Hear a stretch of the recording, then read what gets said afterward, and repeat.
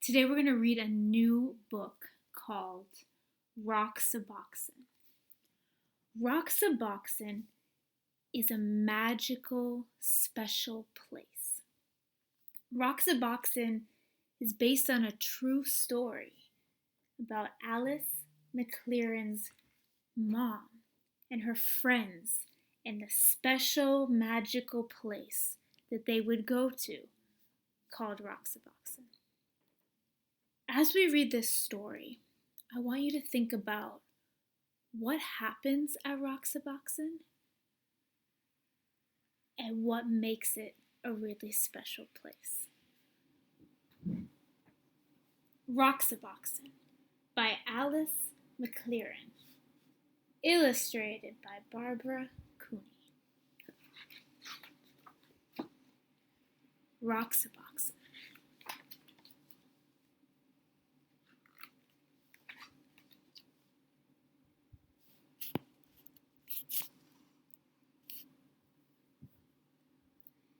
Marian called it Roxaboxen. She always knew the name of everything. There across the road, it looked like any rocky hill. Nothing but sand and rocks, some old wooden boxes, cactus and greasewood, and thorny octotio. But it was a special place.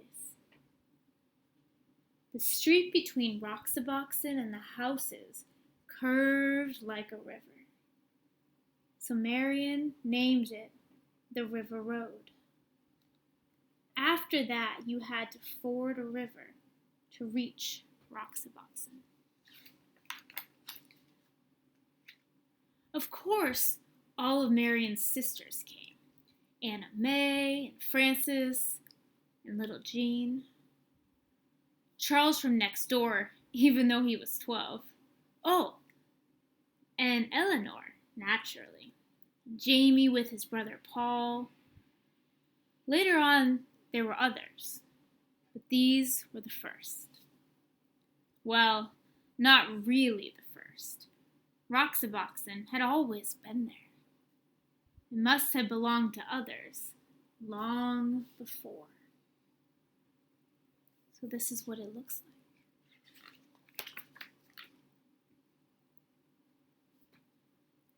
When Marian dug up a tin box filled with round black pebbles, everyone knew what it was. It was a buried treasure. Those pebbles were the money of Roxaboxen. You could still find others like them if you looked hard enough. So some days became treasure hunting days, with everyone trying to find that special kind. And then on other days, you might just find one without even looking. So the money in their special place was these black pebbles. That's pretty creative. A town of Roxaboxen began to grow, traced in lines of stone. Main Street first, edged with the whitest ones, and then the houses. Charles made his of the biggest stones. Right here. After all, he was the oldest. At first, the houses were very plain, but soon they all began to add more rooms. The old wooden boxes could be shelves, or tables, or anything you wanted. You could find pieces of pottery for dishes. Round pieces were best. That's so cool how they're using the boxes to make tables and houses. I wonder what else you could make with boxes. Later on, there was a town hall. Marian was mayor, of course. That was just the way she was. Nobody minded. A town hall is when people come together to make decisions. And a mayor is the person who runs it and makes the big decisions. So that was Marion's job. After a while, they added other streets. Frances moved to one of them and built herself a new house outlined in desert glass. Bits of amber, amethyst, and sea green. A house of jewels.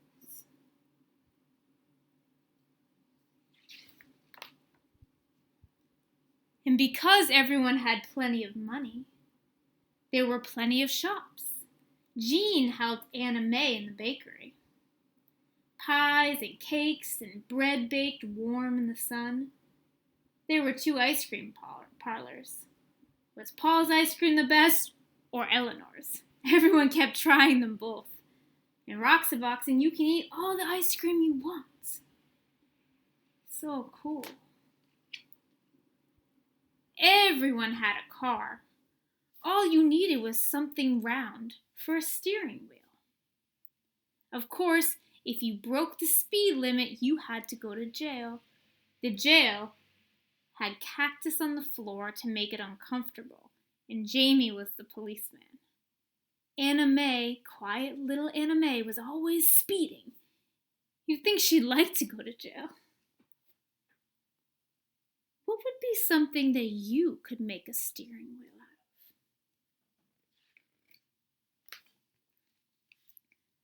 of? But if you had a horse, you could go as fast as the wind. There were no speed limits for horses, and you didn't have to stay on the road.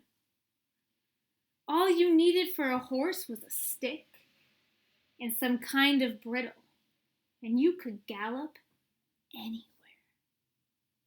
So cool. Sometimes there were wars. Once there was a great war, boys against girls. Charles and Marion were the generals.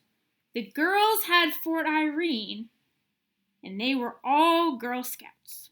The boys had a fort at the other end of Roxaboxen, and they were all bandits. Oh, the raids were fierce, loud with whooping and stamping of horses. The whirling swords of Octotio, hard, sharp thorns. But when you reached your fort, you were safe.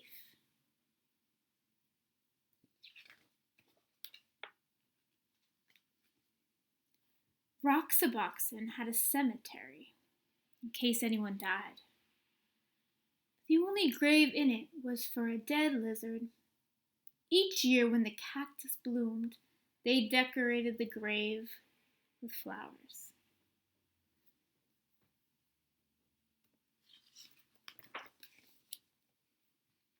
Sometimes in the winter, when everybody was at school and the weather was bad, no one went to Roxaboxen at all. Not for weeks and weeks. But it didn't matter. Roxaboxen was always waiting. Roxaboxen was always there. And spring came, and the Octotio bloomed, and everyone sucked the honey from its flowers. And everyone built new rooms, and everyone decided to have jeweled windows.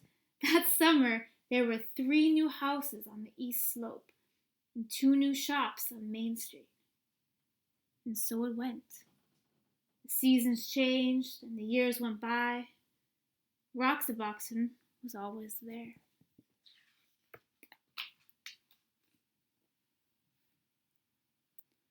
Then years went by, and the seasons changed, until at last the friends had all grown tall, and one by one, they moved away to other towns, other houses.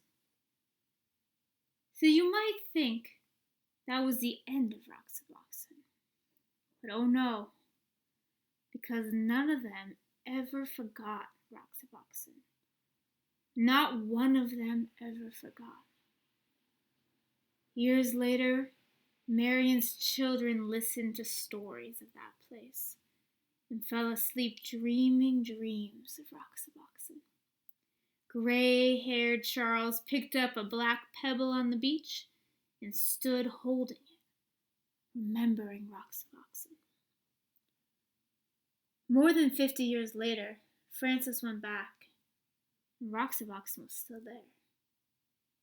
She could see the white stones bordering Main Street, and there where she had built her house, the desert glass still glowed, amethyst, amber, and sea green.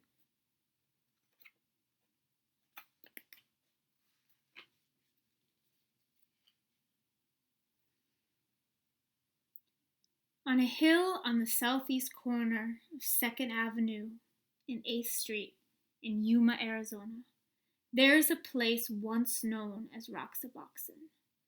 The events in this book really happened to Alice McLaren's mother.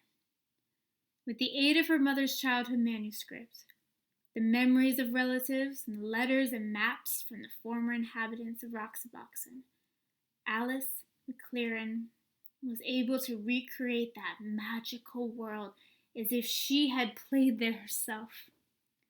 She presents us with a celebration of the active imagination, of the ability of children to create, even with the most unpromising materials, a world of fantasy so real and multidimensional that it earns a lasting place in memory.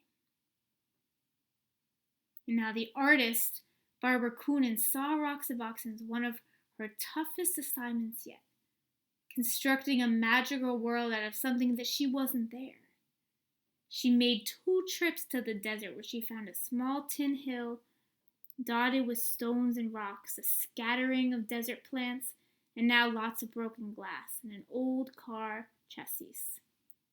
But accompanied by Alice McLaren's 80-year-old Aunt Frances, former Roxaboxenette, the magic and spirit of Roxaboxen began to emerge, a magic found in the minds and hearts of the children who played there. What a beautiful story. I want you to think for a minute about those questions we thought about at the beginning. What happened at Roxaboxen? Or what makes Roxaboxen so special? There's another question I want you to think about too. How could you create your own Roxaboxen at home? What materials would you use to create a magical world like these kids did right here?